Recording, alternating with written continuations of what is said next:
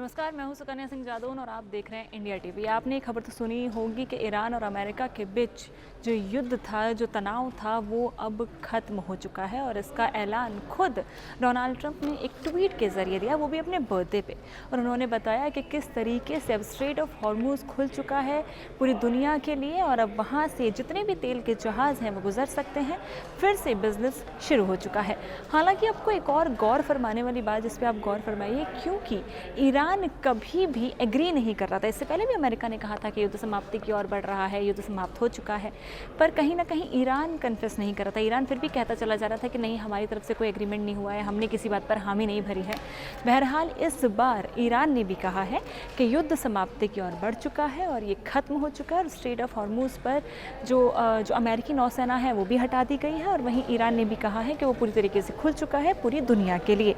एक और बड़ी बात ये है भारत के लिए कि वहाँ से बहुत बड़ा जहाज़ जिसका नाम दिशा है, उस पर हमारी आज की खबर है।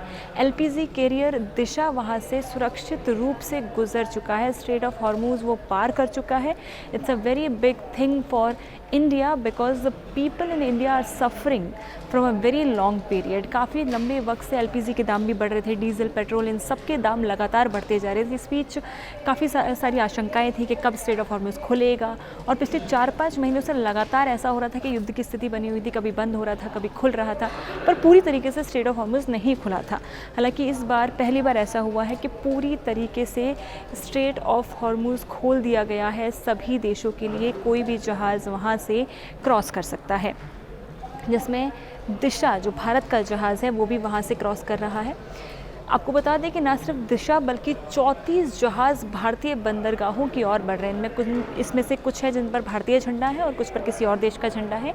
ये 34 जहाज़ अलग अलग सामग्री लेकर भारत के बंदरगाहों की तरफ आगे बढ़ रहे हैं। इन सभी ने स्ट्रेट ऑफ हॉर्मूज़ पार कर लिया है। That is a big thing for India because India is suffering from a very long period.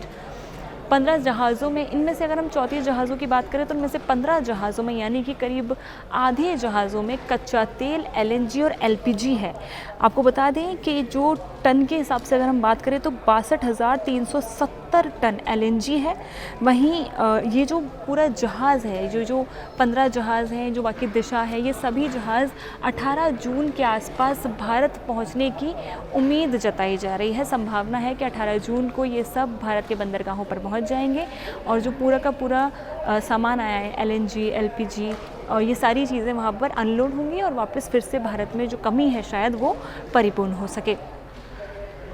हॉर्मूज़ क्षेत्र में मौजूद 16 जहाज़, हाँ एक और बड़ी बात ये भी है कि जहाँ 15 जहाज़ों में एलएनजी, एलपीजी और कच्चा तेल है, वहीं 16 जहाज़ खाद से लदे हैं। अब खाद में जो है क्या क्या है, तो 8 जहाज़ों में यूरिया है, 4 जहाज़ों में डीएपी यानी कि डाई अमोनियम फॉस्फेट है, 3 जहाज़ों में सल्फ़र है, 1 जहाज़ में अमोनिया है।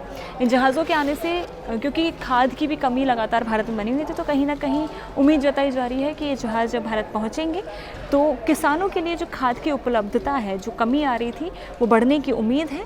और खाद्य विभाग की संयुक्त सचिव वंदना प्रेयसी ने भी ये जानकारी दी है कि जब ये खाद भारत पहुंचेगा तो इससे किसानों को बहुत बड़ी राहत मिलेगी। उनकी जो कमी आ रही थी खाद में, जो खेती में जो एक मेजर थिंग होती है खाद, फर्टिलाइज़र्स, वो कमी पूरी हो जाएगी। स्ट्रेट ऑफ हॉर्मूज़ खुलने से भारत को होगा फ़ायदा। जी हाँ, भारत को बहुत बड़ा फ़ायदा होगा। क्यों? क्योंकि भारत अपनी ज़रूरत का 80% से ज़्यादा कच्चा तेल आयात करता है, इंपोर्ट करता है। तो अगर वो स्ट्रेट ऑफ हॉर्मूज़ बंद हो जा रहा था तो 80% तेल रुक जा रहा था। और आप देखिए कि तेल की जो यहाँ पर जो उसका वो हो रहा है कि जो जितना यूज़ हो रहा है वो तो कमी नहीं आ रही है, पर तेल के इंपोर्टेशन में कमी आ रही थी, जिसकी वजह से भारत में थोड़ी सी हासिल हो गई थी कि भाई कि तेल की कीमतें बढ़ रही हैं, तो लोग पैनिक हो रहे थे, पैनिक बाइंग हो रही थी। तो कहीं ना कहीं जो 80% तेल हम लोग इंपोर्ट करते हैं, स्ट्रेट ऑफ हॉर्मूज़ बंद होने की वजह से उसका बहुत इम्पैक्ट पड़ा था भारत पे। और आयातित तेल का लगभग 50% हिस्सा पश्चिमी एशिया से आता है, क्योंकि वो स्ट्रेट ऑफ हॉर्मूज़ आपको क्रॉस करना पड़ेगा। If you are just coming from there, तो वहाँ से क्रॉस करके ही वो भारत आता है। तो जब वो बंद हुआ तो भारत पर इम्पैक्ट कुछ ज़्यादा पड़ा। भारत के आयातित एलएनजी का 60% से ज़्यादा हिस्सा हॉर्मूज़ से होकर गुजरता है। भारत की एलपीजी ज़रूरत का लगभग 60% पश्चिम एशिया से पूरा होता है। पश्चिम एशिया से आने वाली एलपीजी की करीब 90% सप्लाई हॉर्मूज़ मार्ग से गुजरे। समझिए 60% पश्चिमी एशिया से आता है और उसमें से 90% हॉर्मुज़ होकर गुजरता है। तो मतलब हाफ अमाउंट से भी ज़्यादा अमाउंट का जो तेल है जो हमारे भारत में इंपोर्ट होता है वो पूरा का पूरा स्ट्रेट ऑफ हॉर्मुज़ से होकर गुजरता है। इसीलिए जब स्ट्रेट ऑफ हॉर्मुज़ ब्लॉक हुआ तो ये बहुत बड़ी खबर थी भारत के लिए, और कहीं ना कहीं जो आम लोग थे उनके लिए थोड़ी सी दिक्कत हो गई थी, क्योंकि तेल के प्राइस बढ़ गए थे, काफ़ी ज़्यादा लोग ना खरीदें इसका भी ध्यान रखा जा रहा था। तो अब जो है स्ट्रेट ऑफ हॉर्मुज़ खुलने के बाद भारत को थोड़ा सा फ़ायदा होता नज़र आ रहा है। युद्ध के दौरान कई नुकसान, भारत पर भी असर। जी हाँ, युद्ध के दौरान कई नुकसान हुए हैं, भारत को तुरंत राहत नहीं मिलेगी क्योंकि अभी इसमें टाइम लगेगा। मेजर रीज़न, युद्ध के दौरान कतर का जो रास लाफेन है उस गैस सुविधा को नुकसान पहुंचा है।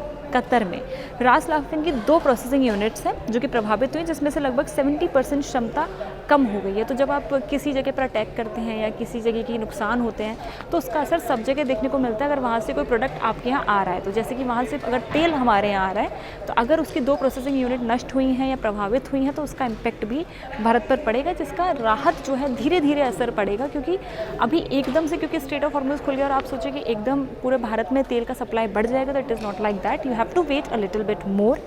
भारत का कतर एनर्जी के साथ गैस सप्लाई का लंबी अवधि का अनुबंध है। जी हाँ, कतर से काफ़ी अमाउंट में हम लोग तेल लेते हैं, तो ये जो नुकसान पहुंचा है रास लाफेन को, उससे काफ़ी फ़र्क पड़ सकता है भारत पर। यूएई के हफसान गैस प्लांट को भी नुकसान हुआ है। 2026 के अंत तक क्षमता 80% तक पहुंचने की उम्मीद है। 2027 तक पूरी तरीके से स्ट्रक्चर बहाल होने का अनुमान है। जी हाँ, 2026 तक 50% काम हो जाएगा। जो भी नुकसान हुआ है, जिस भी तरीके के प्रॉब्लम्स आ रहे हैं, जो भी प्रोसेसिंग यूनिट को नुकसान हुआ, जो भी हमला हुआ था, जिस भी तरीके का नुकसान उनको झेलना पड़ा है, 2026 तक 50% ठीक हो जाएगा। और जहाँ तक है 2027 तक प्रॉपर जो है तेल का जो आयात है वो भारत को होने लगेगा। तो हाँ, कहीं ना कहीं युद्ध के दौरान भारत को हल्का फुल्का नुकसान हुआ है, क्योंकि कतर में जहाँ से हम इम्पोर्ट तेल करते थे उनके प्रोसेसिंग यूनिट को नुकसान हुआ है।